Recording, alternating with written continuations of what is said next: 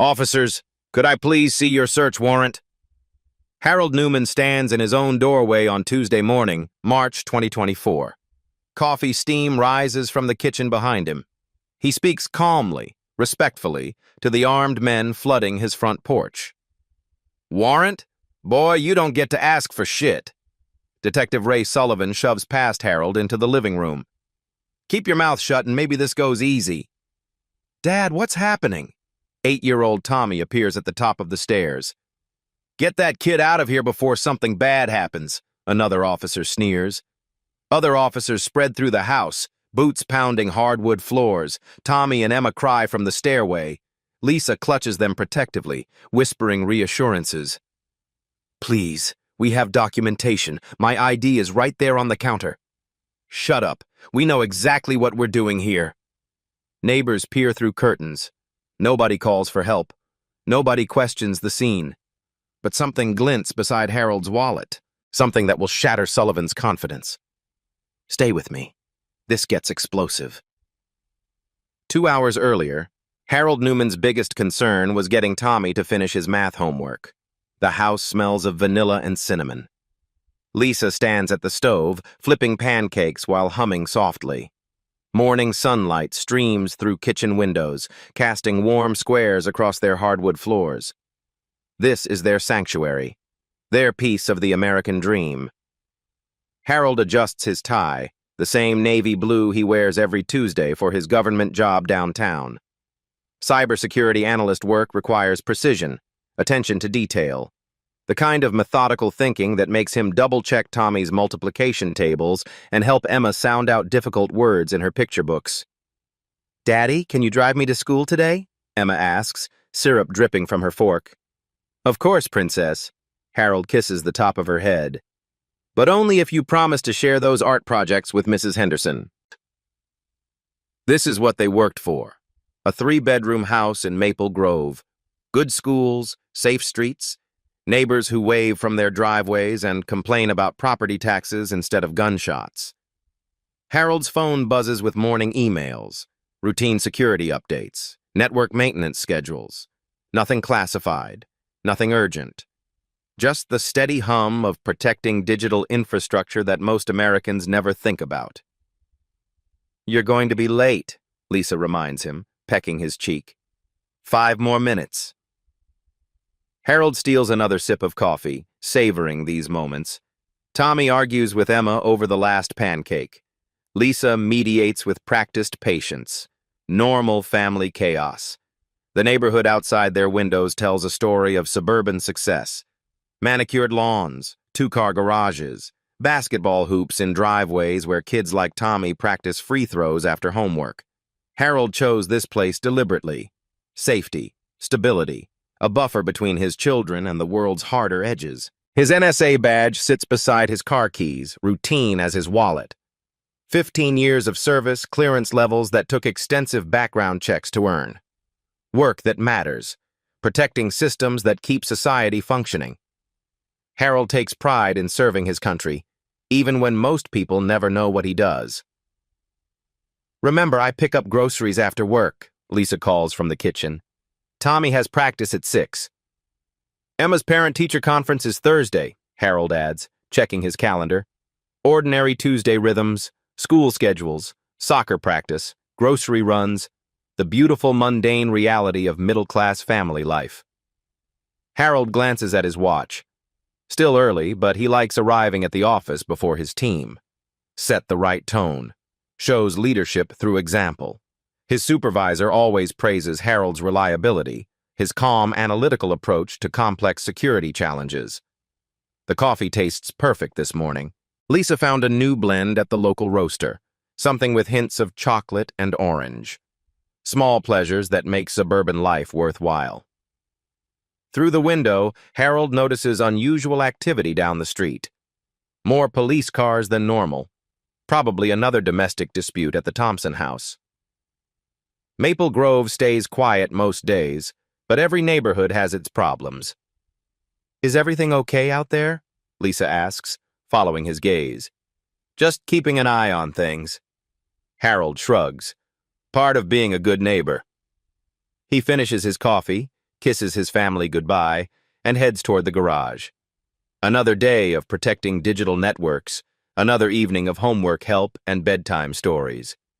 The rhythm they've built together feels unbreakable, but sometimes the world has other plans. Harold never makes it to his car. The front door explodes inward with splintering force. Armed officers pour through like floodwater, weapons raised, shouting commands that overlap into chaos. "Police! Nobody moves! Get down! Get down now!" Detective Sullivan leads the charge, his eyes scanning the room with predatory focus.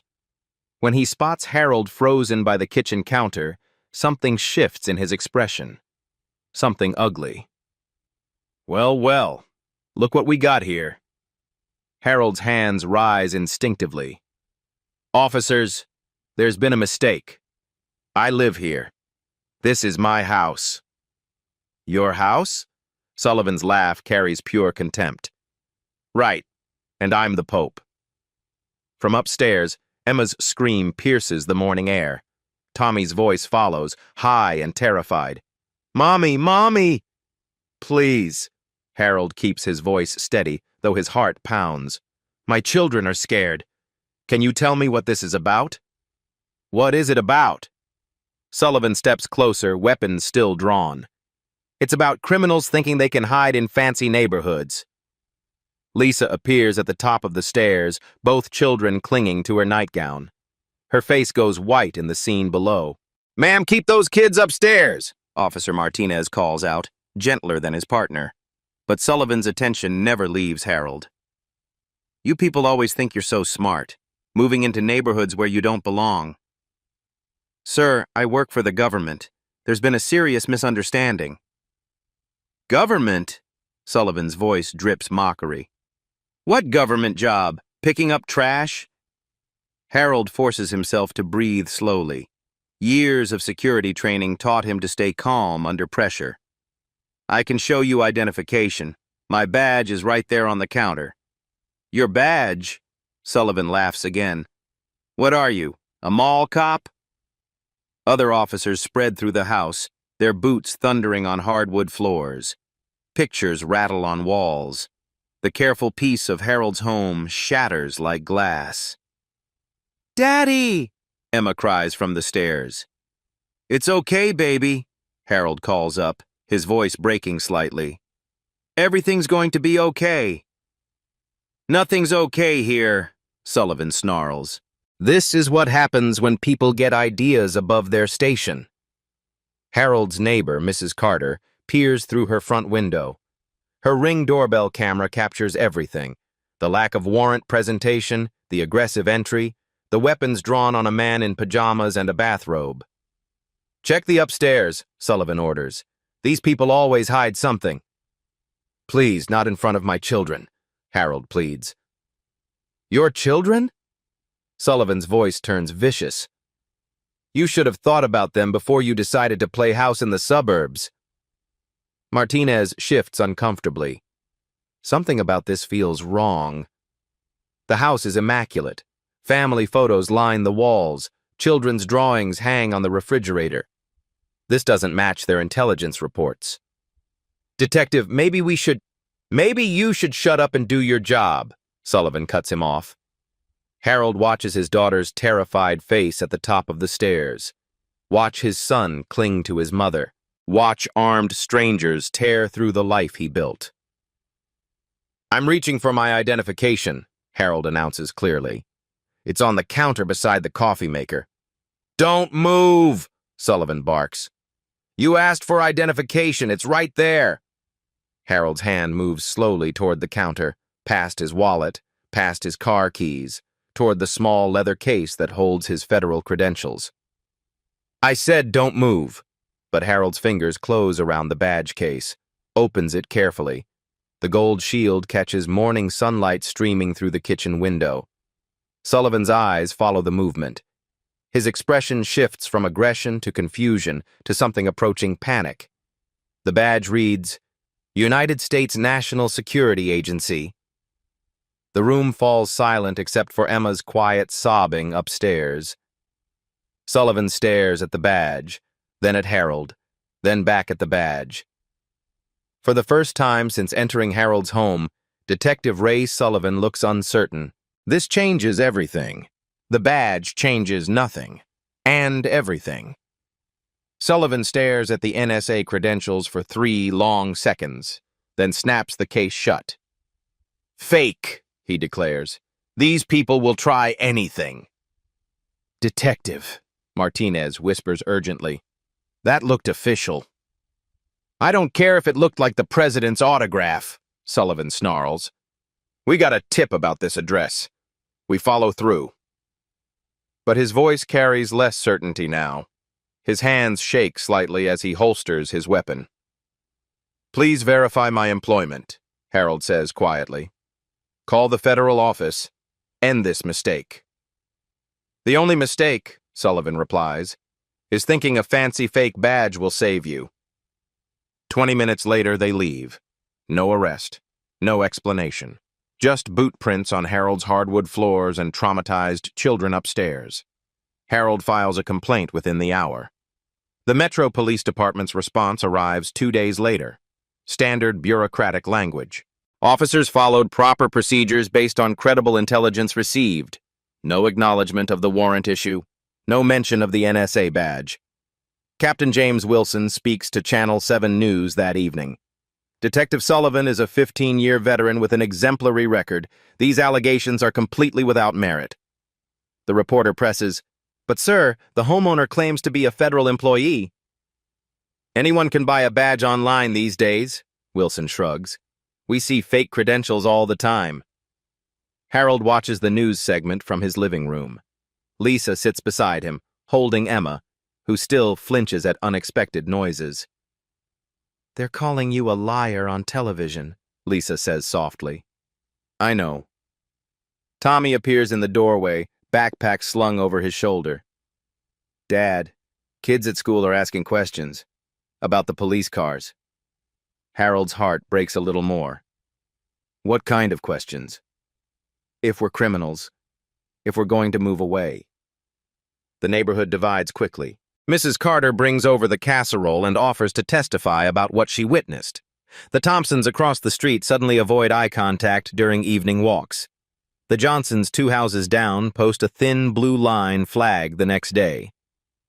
"Supporting our boys in blue," Mr. Johnson tells anyone who'll listen.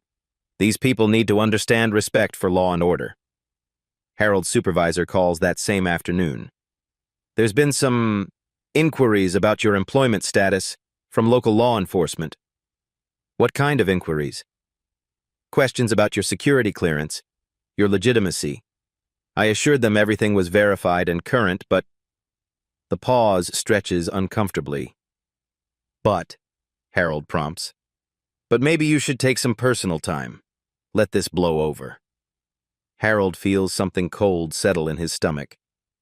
"Are you suggesting I'm a security risk?" "I'm suggesting that negative attention isn't helpful for anyone involved." So this is how it works. Even with federal credentials, even with 15 years of service, even with clearances that took months to verify. One racist cop's assumptions can poison everything. Channel 7 runs a follow-up story 3 days later. Local homeowner claims police harassment. The segment includes Wilson's dismissive comments and grainy footage from Mrs. Carter's doorbell camera. But the angle doesn't capture the badge clearly. "Convenient," Wilson tells the reporter. "No actual proof of federal employment." That night, Harold sits at his kitchen counter, the same spot where Sullivan first saw his NSA badge. Coffee grows cold while he stares at his phone. Lisa finds him there at midnight. "Come to bed." "They're questioning everything. My job, my clearance, my right to live here." "We have documentation. We have proof." "Do we?" Harold's voice carries exhaustion. "When was the last time you heard anyone believe a black man over a white cop?" But something shifts the next morning. Harold's phone rings before dawn.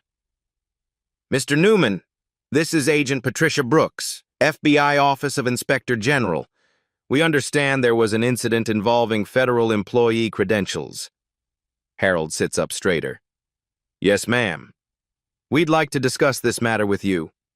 Today." if possible. The local police department says my credentials are fake. Mr. Newman, we've verified your employment status, your security clearance, your federal service record. Agent Brooks's voice carries steel. Someone is going to answer for this. Across town, Captain Wilson receives a different kind of phone call.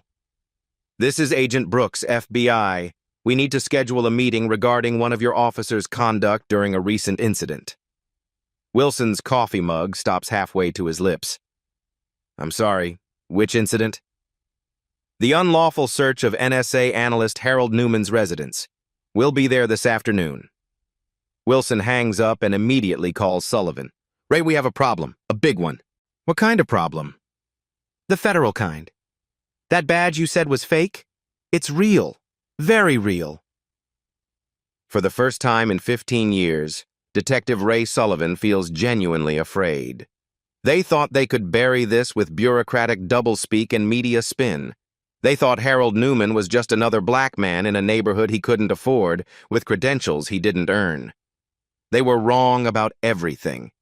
The FBI wants answers. Agent Brooks arrives with documentation that changes everything. She walks into Captain Wilson's office carrying a manila folder thick with federal paperwork. Behind her, Agent Martinez from the Department of Justice Internal Affairs Division takes notes. Harold Newman, Brooks begins without pleasantries, has held top-secret clearance for 15 years. His current assignment involves protecting critical infrastructure networks for the National Security Agency. Wilson shifts in his chair. We received intelligence suggesting— You received what, exactly? Brooks interrupts. Because according to dispatch records, Detective Sullivan requested this address based on an anonymous tip about suspicious activity. The folder opens with crisp efficiency. Brooks spreads documents across Wilson's desk like playing cards. Employment verification, security clearance confirmations, federal service records. Your officer told Channel 7 that anyone can buy a badge online, Brooks continues. This particular badge requires FBI background investigation, polygraph examination, and congressional notification. Wilson stares at the paperwork. His mouth moves without sound. Furthermore, Agent Martinez adds, dispatch records show the intended address was 847 Maple Grove Lane. Detective Sullivan raided 847 Maple Grove Avenue. Wrong street, wrong house, wrong family. A clerical error, Wilson begins. A clerical error that resulted in federal employee intimidation, Brooks cuts him off, which falls under our jurisdiction. The power dynamic in the room shifts like tectonic plates. Wilson, who spent 3 days defending Sullivan on television, now faces federal investigators taking notes about his department's competence. Brooks pulls out her phone. Director Morrison, Agent Brooks. Yes, sir, we've confirmed the incident. NSA analyst Harold Newman. Full federal employee protections apply. Wilson can hear the voice on the other end. Authoritative. Displeased. Federal. The Newman family will receive full victim services support, Brooks announces, and Detective Sullivan will answer federal questions about civil rights violations. Outside the police station, Harold's phone rings. Mr. Newman? Agent Brooks. Your federal employment status has been fully verified and communicated to local authorities. What does that mean? It means Detective Sullivan no longer gets to decide whether your credentials are legitimate. The Federal Bureau of Investigation does. Harold sits in his car, hands trembling slightly. For 3 days, he's been treated like a criminal in his own neighborhood. His children are afraid to answer the door. His wife jumped at every unexpected sound. Sir? Harold's voice catches. What happens now?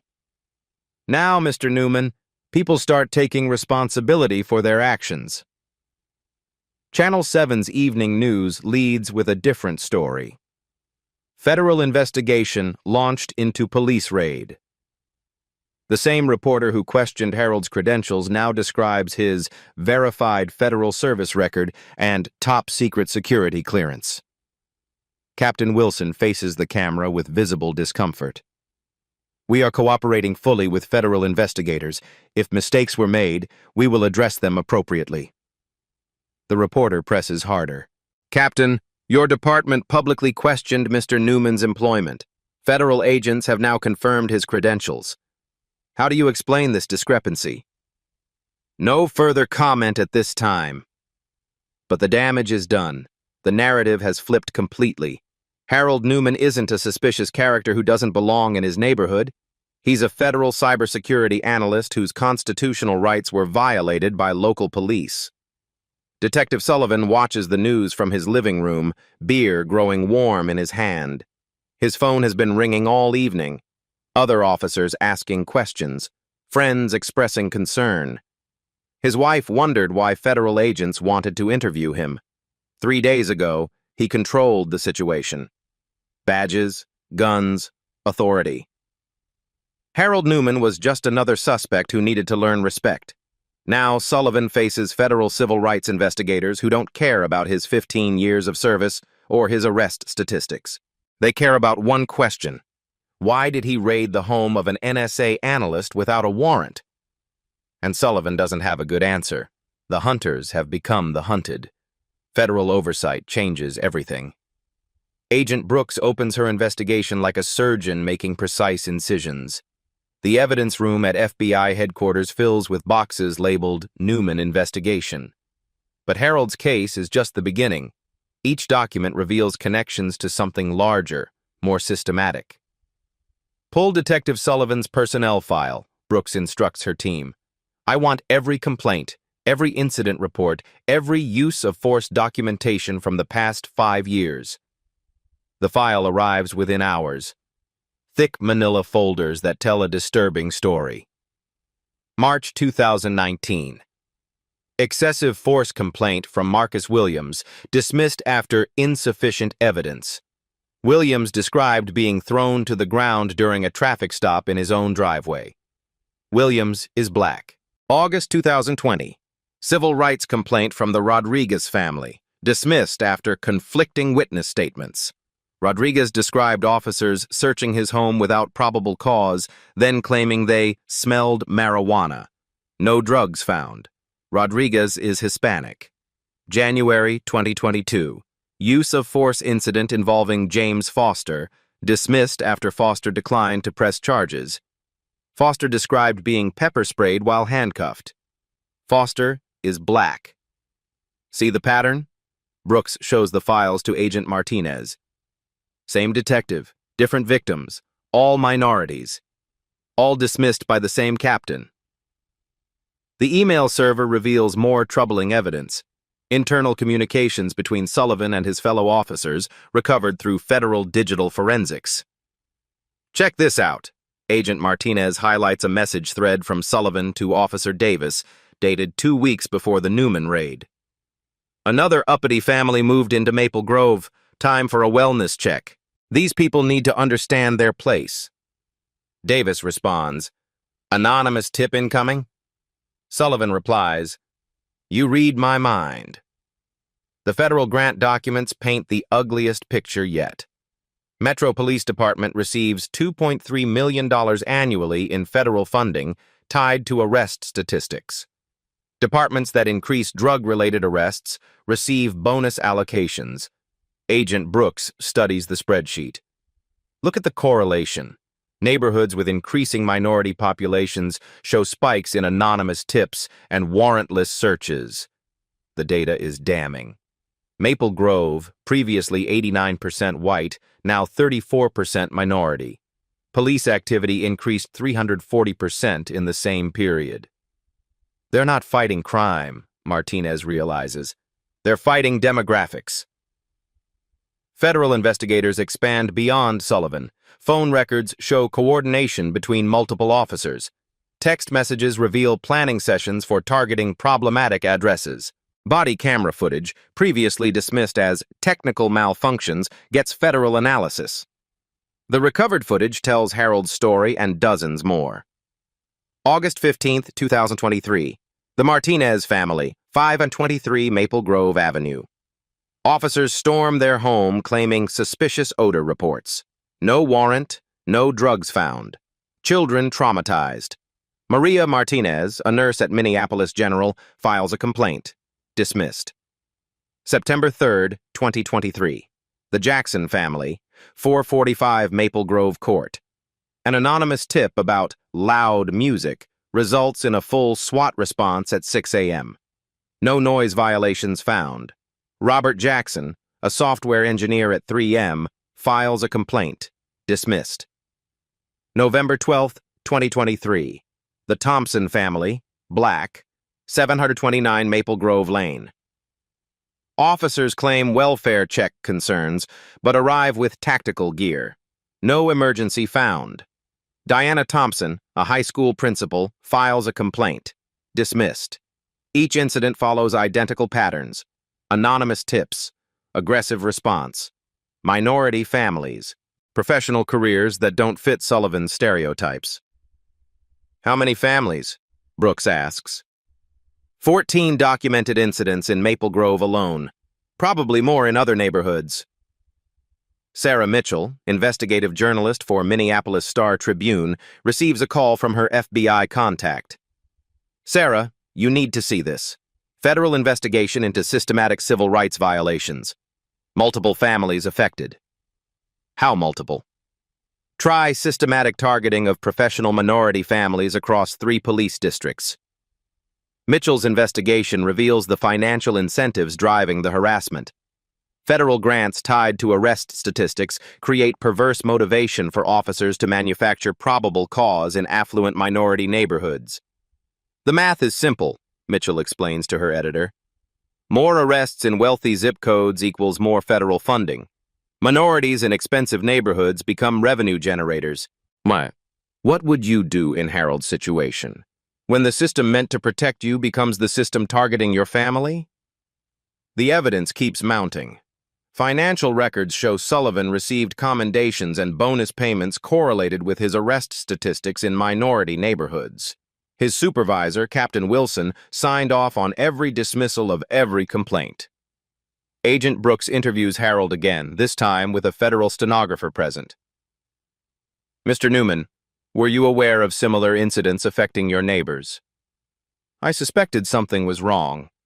The Martinez family mentioned police harassment. The Jacksons talked about feeling unwelcome. But I thought... You thought what? I thought my government position would protect my family. I thought following rules, paying taxes, serving my country meant something. It does mean something, Mr. Newman. That's why we're here. The internal affairs files reveal Wilson's role in the systematic cover-up. Every complaint against Sullivan was buried using identical language, insufficient evidence, conflicting statements, unfounded allegations. But federal investigators use different standards. They examine patterns across multiple incidents. They interview victims whose complaints were dismissed. They analyze digital evidence local departments claimed was corrupted. Dr. Angela Foster, criminology professor at University of Minnesota, reviews the FBI data. This represents textbook institutional racism, she explains. Systematic targeting based on racial demographics, justified through fabricated probable cause, protected by administrative dismissal of legitimate complaints. The evidence expands beyond Maple Grove. Similar patterns emerge in Richfield, Edina, and Plymouth. Professional minority families, anonymous tips, aggressive responses, dismissed complaints. FBI agents interview Maria Martinez, the nurse whose family was terrorized 8 months before Harold. They treated us like criminals in our own home, Martinez testifies. My daughter still has nightmares. She asks why the police hate us. Robert Jackson, the software engineer, provides similar testimony. They destroyed our sense of safety. My son refuses to invite friends over because he's afraid the police will come back. Diana Thompson, the high school principal, describes lasting trauma. I counsel students about trusting authority, following rules, and believing in justice. How do I explain that the police targeted my family because we don't fit their stereotype of who belongs in our neighborhood? The federal investigation reveals Sullivan's unit operated as a systematic intimidation campaign. Professional minority families were researched, surveilled, and harassed until they either moved away or stopped complaining. Ethnic cleansing through police harassment, Agent Brooks summarizes, legal intimidation designed to maintain neighborhood demographics. Captain Wilson's emails, recovered through federal subpoena, expose his knowledge and approval. Keep pressure on these newcomers. Property values depend on maintaining community standards. Anonymous tips are effective tools for addressing demographic concerns. Federal grants reward proactive policing in changing neighborhoods. The Department of Justice Civil Rights Division officially opened an investigation into Metro Police Department's practices. This triggers federal oversight authority that local officials cannot dismiss or ignore. Harold receives official notification. Federal investigation confirms systematic civil rights violations affecting multiple families. Full victim services support authorized. But the investigation reveals something else. Something that will shatter Sullivan's confidence completely. The NSA has been monitoring police communications as part of domestic security protocols. Every text message, every email, every recorded conversation about targeting federal employees. Sullivan doesn't just face local accountability anymore. He faces federal prosecutors who don't negotiate with domestic terrorists. The hunt for justice is just beginning. The system fights back with vicious efficiency. Harold's phone rings at 3:47 a.m. Unknown number. When he answers, silence stretches for 10 seconds before the line goes dead. This happens 3 more times that week. Probably telemarketers, Lisa suggests, but her voice lacks conviction. The harassment escalates quickly. Strange cars idle outside their house at odd hours. Harold's garbage gets accidentally scattered across his lawn twice in 1 week. Someone keys his car in the NSA parking garage. Captain Wilson coordinates the counterattack from his office. Emergency meetings with union representatives, conference calls with the mayor's office, damage control sessions with the Police Benevolent Association. We cannot let federal investigators dictate local law enforcement policy, Wilson tells his assembled command staff. Detective Sullivan followed proper procedures based on intelligence received. The department's narrative hardens into concrete. Official statements get distributed to local media, talking points circulated among officers, a coordinated defense against federal intrusion. The Metro Police Department maintains that officers followed proper procedures and acted on credible intelligence regarding suspicious activity. Any allegations of misconduct are unfounded and appear motivated by anti-police sentiment rather than factual evidence. But behind the public relations facade, Wilson implements more direct pressure tactics. Harold's supervisor at NSA receives an unexpected visit. 2 men in suits who identify themselves as police liaisons, questioning Harold's stability and reliability following the incident. Has Mr. Newman displayed any unusual behavior, anger issues, resentment toward law enforcement? Harold is one of our most stable analysts, his supervisor responds carefully. 15 years of exemplary service. Sometimes trauma can affect judgment. Security clearances require emotional stability. The implication hangs in the air like poison gas. That same day, Lisa receives a phone call at her job.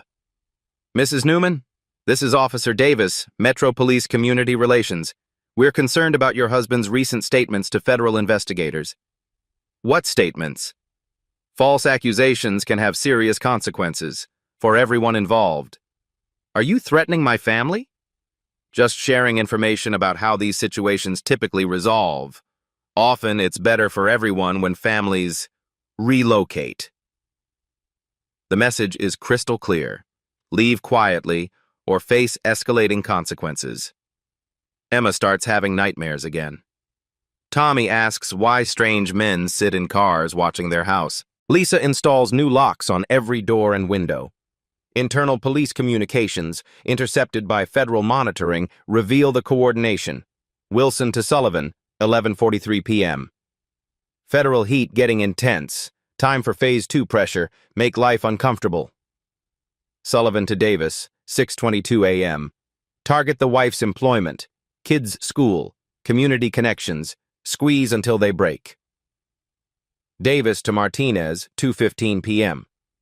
Anonymous tips about unstable federal employee spreading.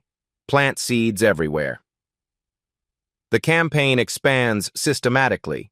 Harold's children's school receives anonymous calls questioning their father's mental state and potential security risks. Lisa's employer gets similar contacts expressing community concerns about employing the wife of someone under federal investigation. Local newspapers receive carefully crafted leaks. Federal employee claims harassment after legitimate police investigation. The coverage subtly questions Harold's credibility while defending department integrity. Wilson holds a press conference designed to undermine federal authority. Local law enforcement will not be intimidated by federal overreach. Our officers acted professionally and lawfully. These allegations represent an attack on all police officers who risk their lives protecting our communities. The police union issues supporting statements. Rank-and-file officers express solidarity with Sullivan. Blue wall protection activates with military precision. But the pressure campaign's crown jewel targets Harold's security clearance. Anonymous complaints flood NSA internal affairs. Security concerns regarding Harold Newman. Questions about emotional stability. Potential compromise of classified information following personal grudge against law enforcement. Harold's supervisor calls him into a closed-door meeting. Internal Affairs wants to review your clearance status. Standard procedure when external allegations surface. What allegations? Questions about your reliability, your judgment, your emotional balance following the police incident. Harold feels the walls closing in. Without security clearance, his career ends. Without his career, his family loses everything they've built. Sir, my conduct has been exemplary for 15 years. I know. But perception matters in security work. Controversy raises questions. Questions require investigation. The system's message becomes unmistakable. Fight us. Lose everything. Your job, your clearance, your family's stability, your children's future. Lisa finds Harold sitting in their kitchen at midnight, staring at his NSA badge. They're going to destroy us, he whispers. We have federal support. Agent Brooks can't protect my clearance review. Can't stop anonymous complaints. Can't prevent my career from being assassinated through administrative harassment. Outside their window, another unknown car idles at the corner. Same pattern, different night. Maybe we should move, Lisa suggests quietly. Start over somewhere else. Run away? Let them win? Protect our children. Protect our family. Harold considers this. Everything he's worked for, everything he's built, everything he believed about justice and accountability crumbled under systematic institutional pressure. The phone rings again. 2:17 a.m. Unknown number. This time, when Harold answers, a voice speaks. Drop the federal complaint, or your family pays the price.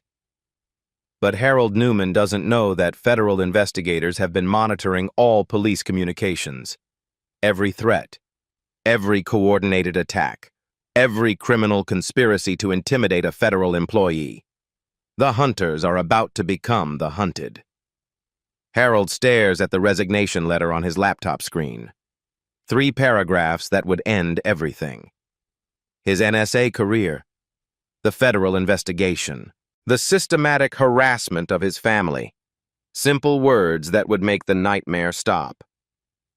Effective immediately. I hereby resign from my position as senior cybersecurity analyst. Personal circumstances require immediate relocation. Lisa packs Emma's clothes in the bedroom upstairs.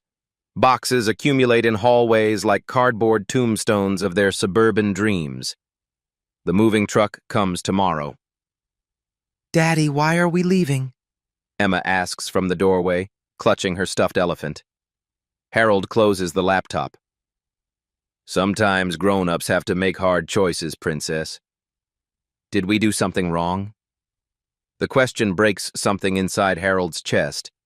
His 6-year-old daughter thinks her family deserves this treatment, thinks they're criminals fleeing justice instead of victims escaping persecution.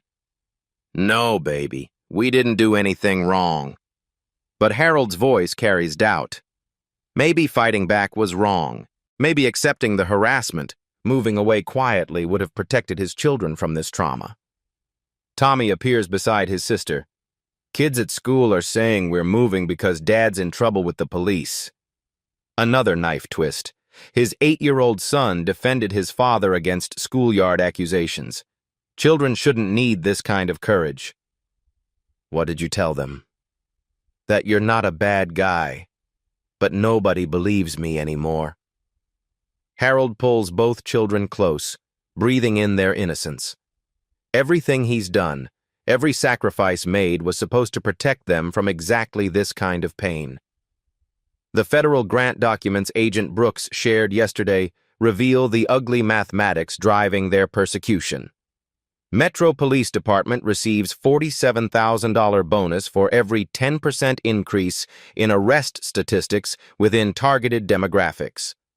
Harold's neighborhood represents $340,000 in potential federal funding if minority families can be eliminated through harassment. His family's suffering has a price tag. $340,000. Lisa finds him in the kitchen after the children go to bed. The realtor called. We have 3 showings tomorrow. Good. Is it? Lisa's voice carries exhaustion. Running away? Teaching our children that bullies win if they're wearing badges? Teaching our children to survive, to pick battles they can win. You think we can't win this? Harold gestures at the boxes surrounding them. Look around, Lisa. We're packing our lives into cardboard. How is this winning? Outside their window, the surveillance car maintains its position. Same spot, different shift. Constant reminder that they're being watched, cataloged, intimidated. Agent Brooks says the federal investigation is expanding. Multiple families coming forward, pattern evidence building.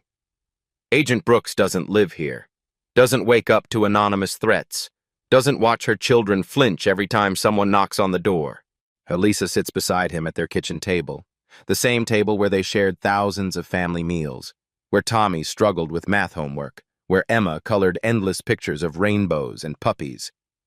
15 years of government service, Harold whispers. Protecting digital infrastructure that keeps society functioning, serving my country, following every rule. And for what? For your children to see their father fight for what's right. My children see their father losing. There's a difference. The phone rings. 11:47 p.m. Unknown number. Harold doesn't answer anymore. They rarely say anything anyway. Just silence designed to remind him they're watching. We could start over, Lisa suggests. Portland, Seattle, somewhere far from here. And when minority families get harassed there? When another Harold Newman needs support? Do we run again? We protect our family first. Harold nods. She's right. Family comes first. Everything else is luxury he can't afford anymore. His resignation letter waits on the laptop screen. 3 paragraphs that end the fight before it destroys what matters most. But somewhere in Minneapolis, other families pack their own boxes. Other children ask why they're moving. Other parents wonder if fighting back is worth the cost.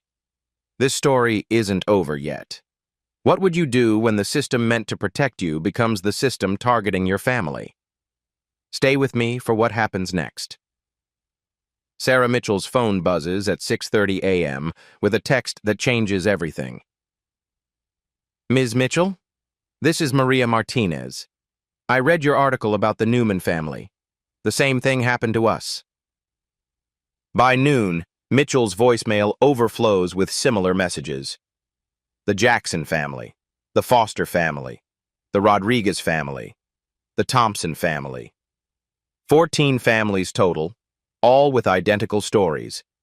Professional minority families, anonymous tips, warrantless raids, dismissed complaints. Systematic harassment until they moved away or stopped fighting back. It's not just Harold Newman, Mitchell tells her editor. It's a systematic campaign targeting successful minority families across 3 police districts. The story explodes across social media within hours. Hashtag Maple Grove. Targeting trends on Twitter. Facebook groups form overnight. Community organizing happens at digital speed. Dr. Angela Foster, the criminology professor, provides academic credibility. This represents textbook ethnic cleansing through law enforcement harassment, illegal, systematic, and documented. But the real breakthrough comes when Mrs. Carter, Harold's neighbor, organizes a community meeting. Enough, she announces to her Ring doorbell camera, footage that goes viral within hours. We've watched good families terrorized by bad police. Time to stand together. Maple Grove Community Center fills beyond capacity that Thursday evening. Harold arrives expecting maybe 20 supporters. Instead, he finds 300 neighbors packed into every available space. Maria Martinez takes the microphone first. They came to our house at 6 a.m. No warrant, no explanation, just guns and hatred and my children screaming. Robert Jackson follows. I'm a software engineer at 3M. I pay $47,000 annually in property taxes, and the police treated me like a criminal in my own driveway. Diana Thompson, the high school principal, delivers the most powerful testimony. I spend my career teaching students about justice, fairness, and constitutional rights. How do I explain that the police targeted my family because we're successful while black? Story after story, pattern after pattern, professional careers, stable families, American dream achievers who became police targets because they didn't fit Sullivan's demographic stereotypes. Harold takes the microphone last, hands trembling slightly. 3 weeks ago, I was ready to run away, pack my family and move somewhere safe. But there is no somewhere safe if we don't fight here, together. The applause lasts 2 full minutes. Agent Brooks appears in the back of the room during Harold's speech. After the meeting, she approaches him with news that changes everything. Mr. Newman, the Department of Justice Civil Rights Division has officially opened a pattern and practice investigation into the Metro Police Department, full federal oversight authority. What does that mean? It means we have jurisdiction over every policy, procedure, and practice. Captain Wilson answers to federal authority now. Detective Sullivan faces federal civil rights charges. Mitchell's follow-up story runs the next morning. Federal investigation expands. DOJ probes systematic police harassment of minority families. The narrative shift is complete. Harold Newman isn't an isolated complainant anymore. He's the catalyst for exposing institutional racism that affected dozens of families across multiple communities. His resignation letter, still saved on his laptop, gets deleted that afternoon. The system thought it could isolate Harold, pressure him into silence, force his family to disappear quietly. Instead, they created a federal case study in civil rights violations. Sometimes truth multiplies when people find courage. Federal prosecutors don't negotiate with domestic terrorists. Agent Brooks enters Harold's living room carrying a tablet that will end Detective Sullivan's career forever. Mr. Newman, I need to show you something. But first, you should understand that what you're about to see is classified at the highest levels. Harold exchanges glances with Lisa. What is classified? The NSA monitors domestic communications when federal employees are threatened. Your security clearance triggered automatic surveillance protocols the moment Sullivan's unit began targeting your family. Brooks opens the tablet, revealing a digital interface labeled Domestic Counterintelligence Monitoring System. We have every text message, every phone call, every email between Sullivan, Captain Wilson, and their co-conspirators for the past 8 months. The screen fills with intercepted communications that read like a criminal conspiracy manual. Sullivan to Wilson, March 15th, 2:34 a.m. Newman problem solved. Anonymous tip filed for Wednesday morning. Time to remind these people where they belong. Wilson to Sullivan, March 15th, 6:47 a.m. Excellent. Federal grant review is next month. Need arrest statistics from target neighborhoods. Make it count. Sullivan to Davis, March 15th, 7:22 a.m. Maple Grove Operation Greenlight, no warrant needed. They never check anyway. Harold stares at the messages. They planned everything. The fake tip, the wrong address, the warrant violation. It gets worse, Brooks continues, scrolling to reveal financial documents.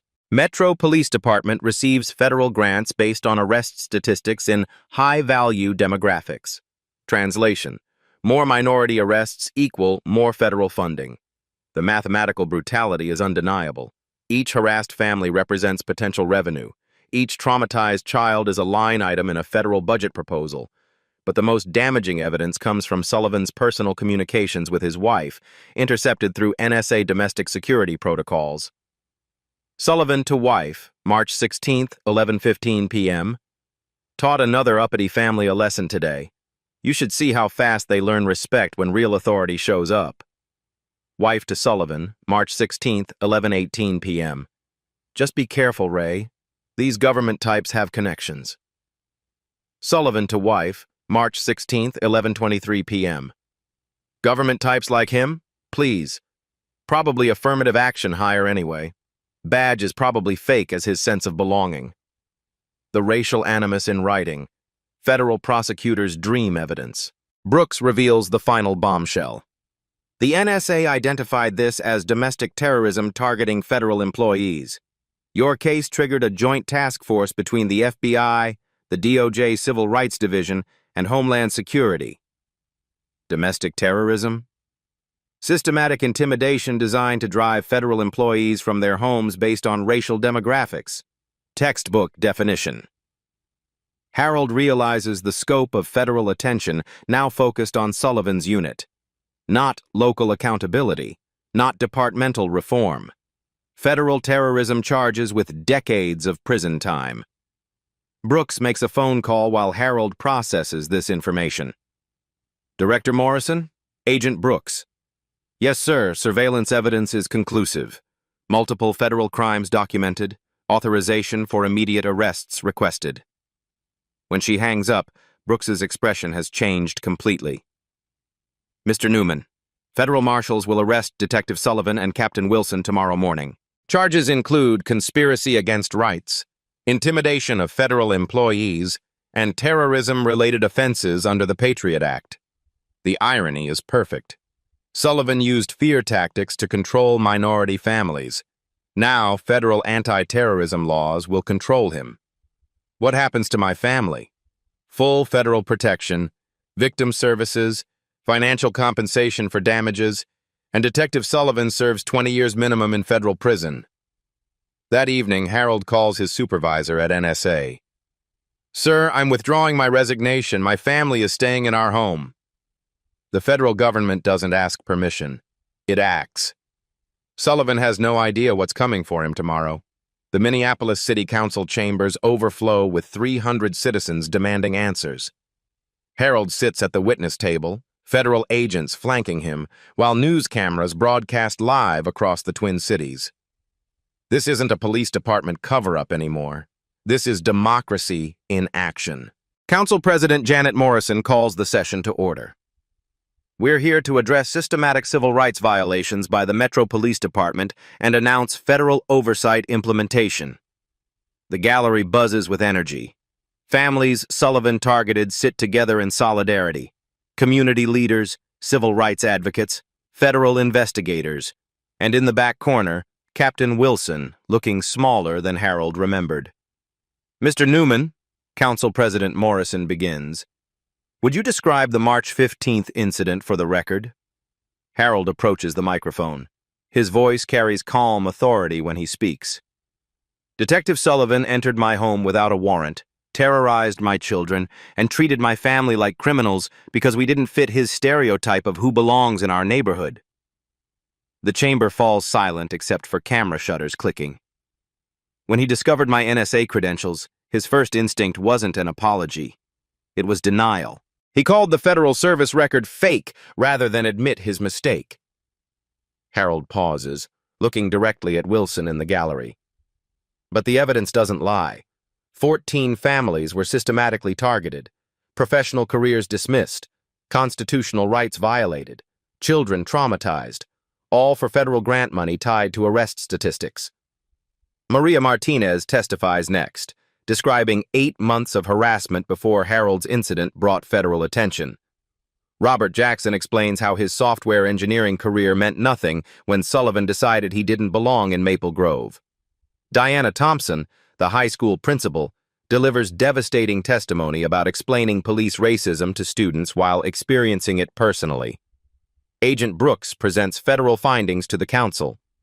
Pattern and practice investigation confirms systematic civil rights violations spanning 3 years. 47 documented incidents targeting minority families based on racial demographics and socioeconomic assumptions. The official record includes intercepted communications showing coordination between officers, financial incentives driving harassment, and deliberate cover-ups by department leadership. Council President Morrison announces immediate reforms. Metro Police Department will implement federal oversight including mandatory civil rights training, independent complaint review board, body camera requirements for all interactions, and elimination of arrest-based grant funding. The policy changes Harold fought for become law in real time. Furthermore, Detective Sullivan and Captain Wilson face federal terrorism charges. Their employment with the Metro Police Department is terminated effective immediately. The gallery erupts in applause. Justice delivered through democratic process, not street violence or vigilante revenge. Harold requests permission to address the chamber one final time. 3 weeks ago, my family considered fleeing our home, moving away quietly, letting systematic racism win through our silence. His voice strengthens with each word.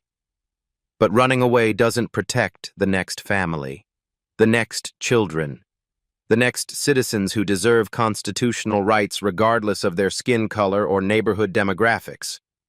Harold looks directly into the television cameras broadcasting live. No badge places anyone above the Constitution. No uniform grants permission to violate civil rights. No grant money justifies domestic terrorism against American families. The standing ovation lasts 4 minutes. Democracy works when citizens demand it does. But Harold's fight isn't finished yet. Detective Ray Sullivan surrenders to federal marshals at 6 a.m. on a Tuesday morning. The same time he once terrorized Harold's family. The same arrogance replaced by handcuffs and federal terrorism charges, carrying 25 years minimum sentence. Captain Wilson follows 3 hours later. Conspiracy charges, civil rights violations, systematic corruption documented through 8 months of intercepted communications. 6 weeks later, Harold Newman stands in his kitchen, morning coffee steaming, children's laughter echoing upstairs. The same routine Sullivan tried to destroy.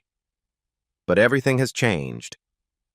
Tommy shows his friends the newspaper article about his father's courage. Emma draws pictures of federal agents instead of hiding from police cars. Lisa plants flowers in their front yard, claiming their space permanently. New policies reshape the Metro Police Department completely.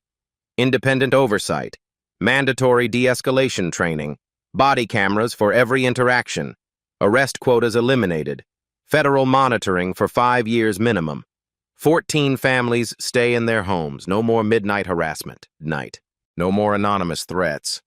No more children asking why police hate them. Harold returns to his NSA position with security clearance fully restored. His supervisor apologizes personally. His colleagues treat him as a hero who stood up to domestic terrorism. Sometimes a badge means nothing at all, unless it represents service, honor, and constitutional protection. Harold Newman proved that truth still matters, that justice still works, that courage still conquers hatred. No one stands above the Constitution. If stories like Harold's matter to you, if accountability journalism that creates real change resonates with your values, this channel is your home. Like this video if you believe in justice. Subscribe to Blacktail's Stories if you want more stories where truth defeats power. Comment below. What would you do in Harold's situation? Democracy demands vigilance. Justice requires courage. Change happens when good people refuse to stay silent.